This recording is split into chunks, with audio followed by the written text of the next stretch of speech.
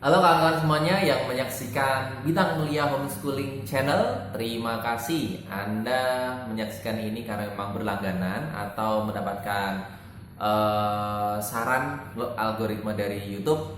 Ya apapun lah itu, tapi Anda saat ini sudah sampai di channel ini. Terima kasih. Kami memiliki fokus pada Ramadan ini atau Ramadan sebelum-sebelumnya, dan mungkin juga nanti akan Ramadan pada Ramadan berikutnya gitu ya. Biasanya selain aktivitas ngabuburit ya, aktivitas yang dilakukan sebelum buka puasa, sambil menunggu buka puasa, biasanya adik-adik remaja kita ini juga mereka melakukan aktivitas di fajar ya, atau sebelum subuh. Kalau konteksnya mereka nggak tahu ini mengisi waktu luang sambil nunggu sahur, ataukah memang karena memang mereka ngumpul malam terus belum pulang gitu ya sampai subuh gitu.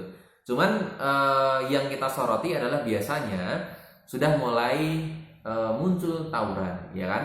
Tawuran kecil-kecilan, karena ini adalah anak-anak kecil gitu kan, biasanya skalanya kecil tapi dia antar kelompok. Selain tawuran itu juga nanti ada balap motor liar. Mereka trek-trekan segala macam, tapi tidak pada lintasan yang sebenarnya. Nah, ini sebetulnya menjadi keprihatinan kita, khususnya Anda yang memang sudah dewasa, memang sudah menjadi orang tua, memiliki anak-anak seusia itu. Kawan-kawan pasti sepakat kalau saya mengatakan mereka itu sebenarnya nggak bisa kita larang ya. Mereka itu sebetulnya terpengaruhnya adalah karena tergerakkan oleh energi kelompok, energi kawan-kawannya mereka. Jadi kalau misal kita katakanlah memberikan nasihat kepada anak-anak kita, misal ya salah satu itu ada anak-anak kita, mereka pasti akan mendengarkan. Mereka bilang iya, tapi pada kenyataannya biasanya nanti mereka tetap akan ikut kawan-kawannya untuk melakukan hal itu. Nah, inilah sebetulnya yang dinamakan dari kekuatan kelompok sebaya. Nah, saya menjadi punya ide kalau seandainya sekolah-sekolah ini itu dia menyasarnya adalah membuat kegiatan ya, entah itu dilakukan pada saat ngabuburit atau kalau berani meluangkan waktu ya pada saat menjelang sahur itu tadi, di mana aktivitas-aktivitas yang biasanya negatif tadi itu, entah tawuran, entah balap liar, itu biasanya mereka lakukan pada dua waktu ini. Nah, seandainya sekolah nanti punya keberanian memberikan waktu luang, tentunya dalam urusan kurikulumnya mereka ya, itu kemudian dilakukan kegiatan-kegiatan yang notabene berkelompok tapi positif, saya menduga ini nanti bisa memberikan penekanan jumlah aktivitas kegiatan-kegiatan negatif yang dilakukan oleh para remaja kita. Tapi pada intinya kita jangan memaksa untuk mereka melakukan itu, tapi kita mencoba untuk mendorong, mendampingi mereka melakukan kegiatan aktivitas-aktivitas yang memang positif tadi itu.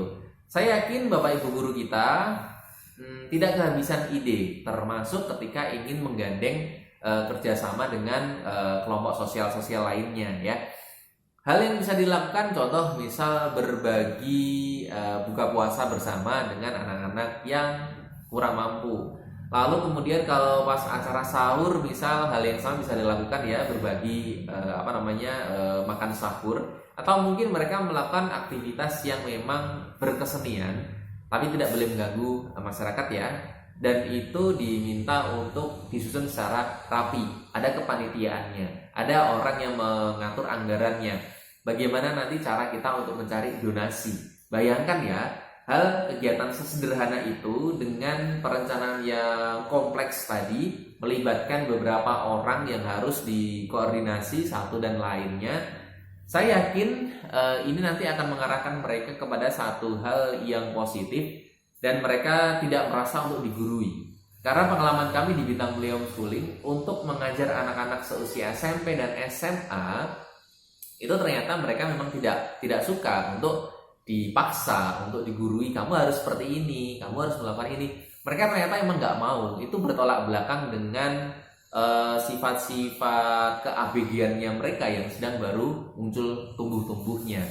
Hal yang bisa dilakukan dengan aman adalah membuat skenario di mana mereka kita ajak melakukan kegiatan bersama, kita sebagai pendampingnya. Jangan lupa coba untuk digali ide-ide kreatifnya mereka.